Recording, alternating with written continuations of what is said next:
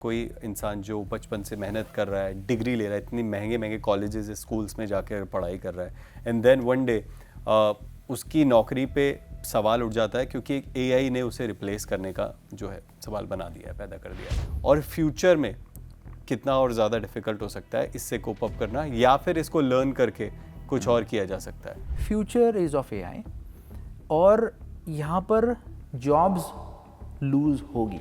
हमें क्या करना चाहिए कि हम एआई से अपनी सैलरी पैकेजेस बढ़ा सकें, अपनी जॉब सिक्योर कर सकें और हमारी देश की इकोनॉमी में भी हम कुछ ग्रोथ कर सकें। आगे रहने के लिए, सैलरी पैकेजेस बढ़ाने के लिए और यूथ को नए सॉल्यूशंस पे काम करने के लिए ये नेसेसरी है कि सबसे पहले आप इतनी सारी अचीवमेंट्स के बाद आप ऑस्ट्रेलियन पार्लियामेंट में आपका नाम आया, फोर्ब्स में आपका नाम आया, इतनी प्रतिष्ठित मैगजीन्स में आपके इंस्टीट्यूट का नाम आया, तो आप जो इंडिया की ये ग्रोथ है और जो हमारे यंगस्टर्स हैं, जो थॉट लीडर्स हैं, इनकी जो ग्रोथ है उसको कैसे देखते हैं? हम लोगों ने जो काम किया है इंडिया में, दो it was inspired by the other things in the world, US, UK, Europe, but अब हम लोग इंस्पायर कर रहे हैं पूरे वर्ल्ड में। बात करें एआई की, क्योंकि एआई पे भी एक बहुत इम्पोर्टेंट सवाल आता है कि आज के डेट में एआई एक इनसिक्योर, किसी के लिए भी इनसिक्योरिटी की तरह देखा जा रहा है। कोई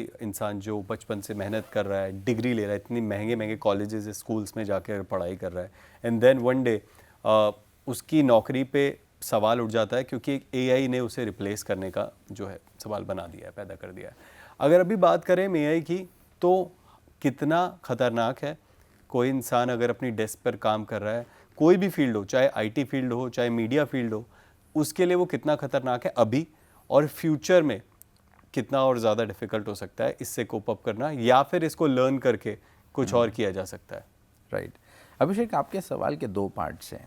एक तो करंट एजुकेशन सिस्टम में जब लोग पढ़ रहे हैं और उनके दिमाग में इनसिक्योरिटी है कि क्या आगे चल के एआई मेरा रोल ले लेगा, क्या मैं रेलेवेंट रहूँगा। दूसरा ये कि जो एग्जिस्टिंग वर्कफोर्स है वो भी ये बात इवैल्यूएट कर रहे हैं कि क्या एआई से हमारे जो ओवरऑल वर्किंग है उसके ऊपर में कुछ इम्पैक्ट आ सकता है।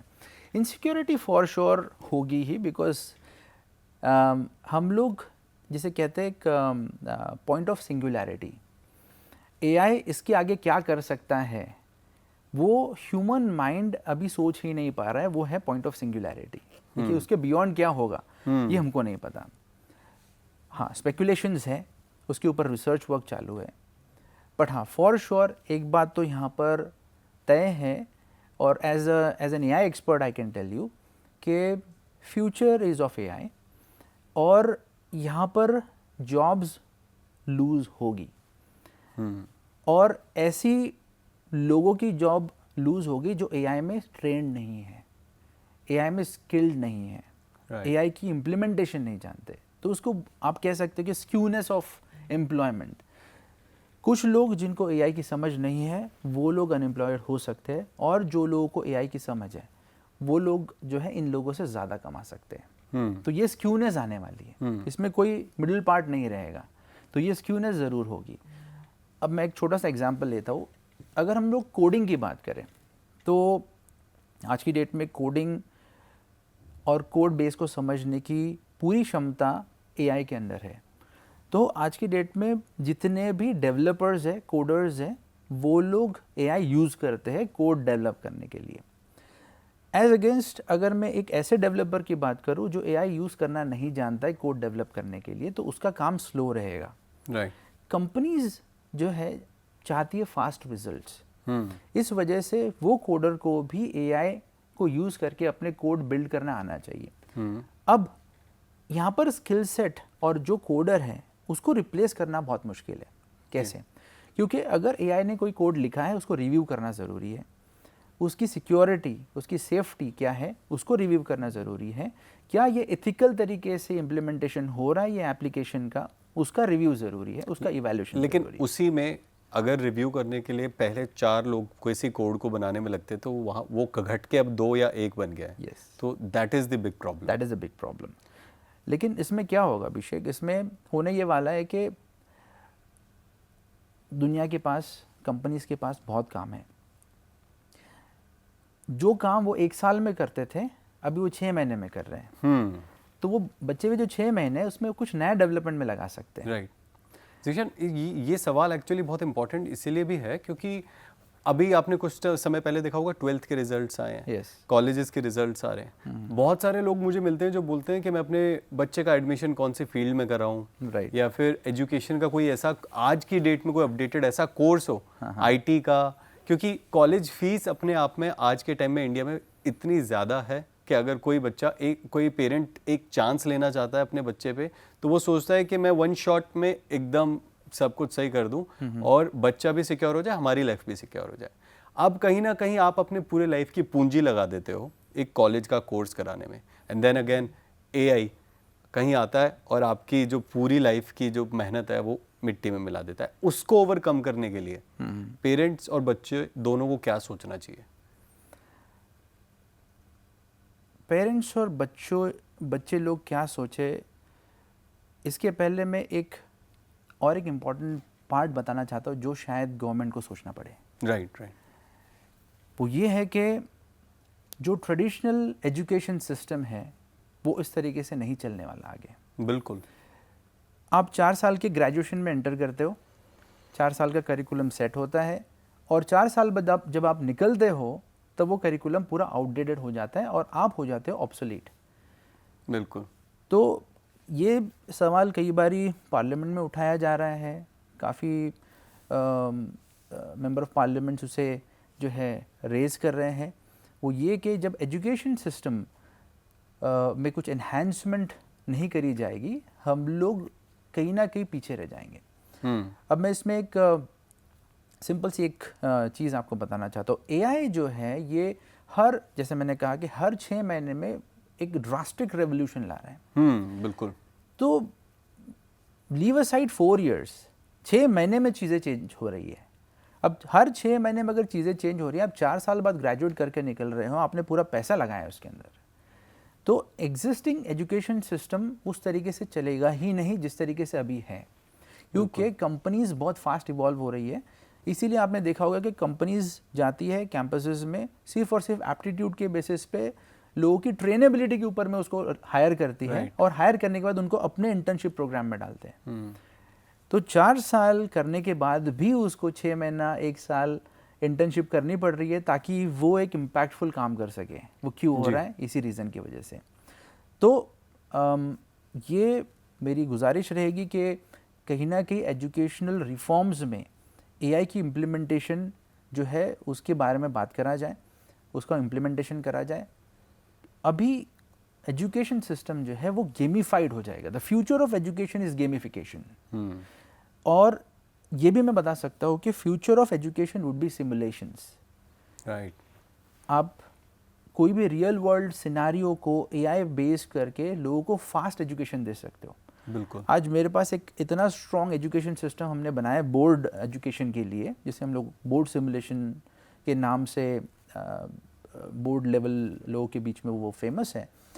इसमें real case studies, real life scenarios वो लोग अपने सिस्टम पे बैठ के सिमुलेट कर सकते हैं और मल्टीपल आउटकम्स क्या आएंगे हमारे डिसीजंस के, हमारी कंपनी पे क्या इम्पैक्ट होगा उसका, पॉजिटिव नेगेटिव, वो वहाँ पर सब सिमुलेट कर सकते हैं। Oh nice. तो ये जो चीज़ है ये बहुत ही तेज़ी से आने वाले टाइम पे सबको इवॉल्व कर देगी।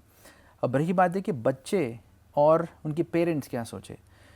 बच्चे और पेरेंट्स को करंट ट्रेंड के हिसाब से काम नहीं करना चाहिए जी।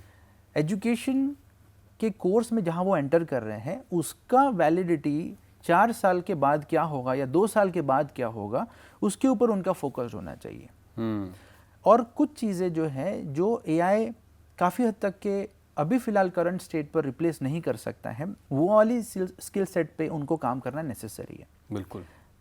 यस, बिल्कुल सही बोला आपने ज़ीशान। और जहाँ तक एजुकेशन की बात है, आपको खुद को भी फ्यूचर थिंकिंग जो है उस हिसाब से अपने आप को अपस्किल करना पड़ेगा। अब एजुकेशन से एक बार आ जाते हैं फाइनेंस की तरफ, और नियम और रेगुलेशंस तो सेबी और एमसी आए दिन कड़े करते ही रहते हैं ज़ीशान, लेकिन जब तक इम्प्लीमेंटेशन की बात करें तो इम्प्लीमेंटेशन ही सबसे ज़्यादा मुश्किल होता है। तो हमारे इंडियन बोर्ड्स क्या वाकई इन बदलावों के लिए जो दिमागी तौर पे जो बदलाव हो रहे हैं, जो एआई में बदलाव हो रहे हैं, या पेनल्टी से बचने के लिए वो शॉर्टकट्स ढूंढ रहे हैं, या फिर बदलाव के लिए तैयार हैं वो लोग कि अगर एआई से रिलेटेड या फिर कुछ ऐसे फाइनेंशियल बदलाव आते हैं तो क्या बोर्ड रूम्स में ये सब बातें होती हैं कि हम लोग आगे के लिए कैसे प्रिपेयर करेंगे? या डेफिनेटली बोर्ड रूम से में ये बातें होती है। एक इम्पॉर्टेंट चीज़ मैं यहाँ पर हाईलाइट करना चाहूँगा, या रिसर्च के तौर पर मेरे सामने आई। 67% बोर्ड मेंबर्स जिनको सर्वे करा गया वो चाहते हैं अपने बोर्ड मेंबर्स को रिप्लेस करना। अच्छा, 67% जिनको सर्वे करा गया। इसका मतलब आप ये समझ सकते हो कि कहीं ना कहीं अपस्किलिंग में जो बोर्ड मेंबर्स है वो थोड़े स्लो हैं। उनको पता है इम्पोर्टेंस है, बट कहीं ना कहीं वो स्लो डाउन है because of several reasons. They might be occupied, they might be busy. और इतने ही प्रतिशत लोग ये जानते हैं और वे कहते हैं कि ईएसजी की इतनी इंपॉर्टेंस होने के बावजूद भी 67 to 68% of the board members currently serving on the boards globally, उनको ईएसजी की नॉर्म्स नहीं समझ आती, उनको ईएसजी की रिपोर्टिंग नहीं समझ में आती, उनको ईएसजी स्कोर्स अपनी कंपनी के क्या है वो नहीं समझ आते। तो ये सारी सिचुएशन के हिसाब से अगर आप देखें तो बहुत काम करना अभी बाकी है। काफ़ी काम बाकी है। लेकिन ज़ीशान, अगर बात करें मार्केट की, तो मार्केट में इतने सारे गैप्स थे, अवेयरनेस की कमी, एजुकेशन की कमी और कागजी इम्प्लीमेंटेशन। तो किसी ना किसी को तो आगे आकर डायरेक्टर्स को सही तरह से इक्विप करना, उनको सिखाने की जिम्मेदारी तो उठानी थी। तो ये डायरेक्टर्स इंस्टीट्यूट जो आपने बनाया, पहले तो डायरेक्टर इंस्टीट्यूट क्या है और ये क्या करता है? अभिषेक, डायरेक्टर्स इंस्टीट्यूट एक विजन के साथ क्रिएट करा गया था, और ये जर्नी मेरे दो करीबी दोस्त, करीबी मित्र कह सकते हैं आप, और करीबी मेरे कॉलीग्स कह सकते हैं, जिनके बिना ये अधूरा है। उनका नाम मैं ज़रूर यहाँ पर लेना चाहूँगा, mister Heval Mehta and mister Ayub Sheikh, because वो अगर ये जर्नी में मेरे साथ नहीं देते तो शायद हम लोग एक लोकल ब्रांड को ग्लोबल ब्रांड नहीं बना पाते कभी। डायरेक्टर्स इंस्टीट्यूट चालू करने का मेजर रीज़न यही था कि सबसे पहले मैं और मेरे कलीग्स कुछ कंसल्टिंग बैकग्राउंड से आते हैं, और हम लोगों ने लिस्टेड एंटिटीज़ को कंसल्ट किया है, private equity venture capitalist firms को कंसल्ट किया है। ये कंसल्टेशन के ड्यूरेशन में हमने देखा कि उनको बोर्ड मेंबर्स की रिक्वायरमेंट है और टैलेंट पूल अवेलेबल है, लेकिन उनको एक स्पेसिफिक चीज़ के ऊपर ट्रेन करना नेसेसरी है before they get on to the board. और वो जो गैप है, वो जो गैप अगर आप देखो, वो फिल करना बहुत नेसेसरी था। सबसे पहले बोर्ड्स इतना वेट नहीं करेंगे कि वो स्किल हो जाए और उसके बाद मैं उनके बोर्ड पे हायर करूँ। और जब हम लोग जाते इस टैलेंट पूल के पास, बहुत senior folks, more than 18-17 years of experience, और उनको हम एक्सप्लेन करते कि एक बोर्ड पोजीशन है, तो वो पूछते कि बोर्ड पोजीशन में रिस्पॉन्सिबिलिटीज़ क्या होती है, रोल्स एंड रिस्पॉन्सिबिलिटीज़ क्या होती है। तो हमारा काम वहाँ पर ज़ीरो से स्टार्ट होता था। तो हमको मैंडेट भी क्लोज करना है और लोगों को बोर्ड पर भी लाना है। ऐसी सिचुएशन में हमने ये गैप को फुलफ़िल करने के लिए ट्राई किया कि टैलेंट पूल पहले से ही रेडी हो, और जैसे ही बोर्ड की रिक्वायरमेंट्स आए हम लोग वहाँ पर रिकमेंडेशंस भेजते रहें। वो सबसे पहला रीज़न था। दूसरा रीज़न तो मैं कहूँगा कि बहुत ही एक सोशल कॉज की तरह हमने देखा, वो ये कि अगर एक डायरेक्टर कोई बोर्ड पर है तो वो डायरेक्टली इकोनॉमिक डेवलपमेंट में कंट्रीब्यूट करता है, ऐसा हमारा मानना है, क्योंकि उनके डिसीजंस पे पूरी इकोनॉमी बेस्ड है। और मैंने एक्सप्लेन किया कि कैसे एक कंपनी पूरी इंडस्ट्री और इंडस्ट्री पूरी इकोनॉमी को स्लो डाउन कर सकती है या फिर एक रिसेशन की तरफ लेके जा सकती है। तो ऐसी सिचुएशन में हमने सोचा कि अगर डायरेक्टर्स एथिकली और इंटीग्रिटी वाइज ट्रेंड हो तो वो कहीं ना कहीं बोर्ड्स को गलत डिसीजंस लेने से रोकेंगे।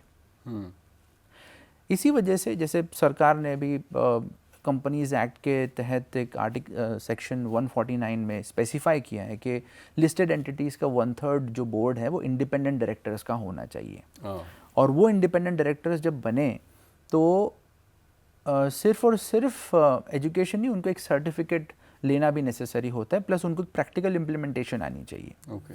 ऐसी सिचुएशन के अंदर हम लोगों ने इसको एक अपना प्राइमरी गोल लेके एक्सेप्ट करके उसकी इम्प्लीमेंटेशन शुरू करी। राइट। और हम लोग एक ऐसे टैलेंट पूल तक के पहुँचे जो कहीं ना कहीं बोर्ड्स पे बहुत बड़ा वैल्यू ऐड कर सकते हैं। तो वो वहाँ से स्टार्ट हुआ एंड फिर हम लोग इंटरनेशनल डायरेक्टरशिप की तरफ गए, क्योंकि फॉरेन इन्वेस्टमेंट्स इंडिया में आ रही है, इंडियन कंपनीज बाहर सेटअप हो रही है, बिल्कुल। यूएस में, मिडल ईस्ट में, यूरोप में। तो उनको एक ग्लोबल एक्सपोजर, इंटरनेशनल डिप्लोमेसी और इंटरनेशनल कॉर्पोरेट गवर्नेंस का नॉलेज होना बहुत नेसेसरी है, ना कि जस्ट इंडिया। क्योंकि अगर कोई भी एक ज्योग्राफी में कोई कंपनी का कुछ इशू होता है तो पूरा ग्लोबल ब्रांड उसका टार्निश होता है। तो ये सिचुएशन में ग्लोबल कॉर्पोरेट गवर्नेंस की उनको नॉलेज होनी ज़रूरी है जी। और एम्प्लॉयमेंट जनरेट करने के लिए इससे बेस्ट तरीका और कोई हो नहीं सकता।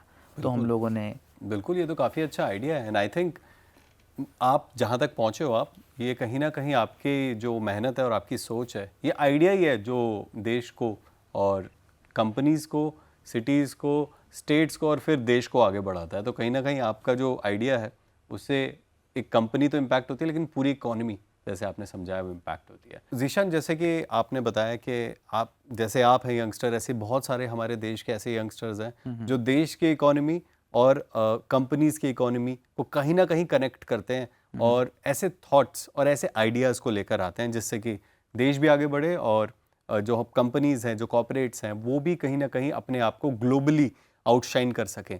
अब इतनी सारी अचीवमेंट्स के बाद आप ऑस्ट्रेलियन पार्लियामेंट में आपका नाम आया, फोर्ब्स में आपका नाम आया, इतनी प्रतिष्ठित मैगजीन्स में आपके इंस्टीट्यूट का नाम आया।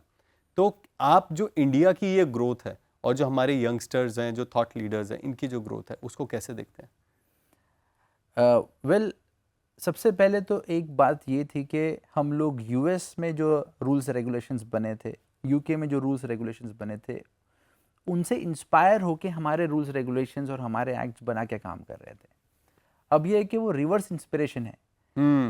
हम लोगों ने इतना स्ट्रेंथन किया है अपने कॉर्पोरेट गवर्नेंस फ्रेमवर्क को, कहीं ना कहीं वो लोग इंस्पायर होते हैं। तो ये हमारे लिए बहुत बड़ा एक अचीवमेंट है। और जैसे आपने ब्रिटिश पार्लियामेंट की बात करी, तो वहाँ पर रिकॉग्निशन ही अपने आप में हमारे लिए एक माइलस्टोन था। बिल्कुल। और वो माइलस्टोन इसीलिए था क्योंकि कॉर्पोरेट गवर्नेंस में और कहीं भी हमने पास्ट में भी सीआरपीसी, आईपीसी, ये सारे एक्ट्स भी जो हमारे थे कहीं ना कहीं यूके से इंस्पायर्ड थे।